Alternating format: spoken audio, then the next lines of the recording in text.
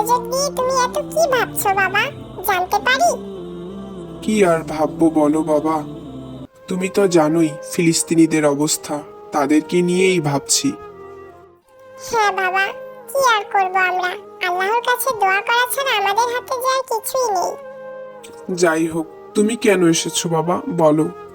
আসলে তোমার সাথে একটি বিষয়ে পরামর্শ করতে এসেছিলাম।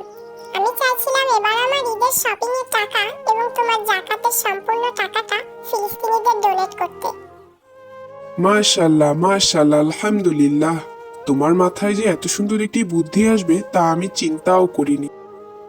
তুমি আমাকে অনেকটাই শান্তি দিলে বাবা।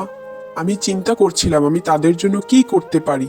আসলে কি দোয়া করা ছাড়া আমার আর কিছু করার আছে? তুমি আমার উপায় বের করে দিলে বাবা, তুমি আমার উপায় বের করে দিলে।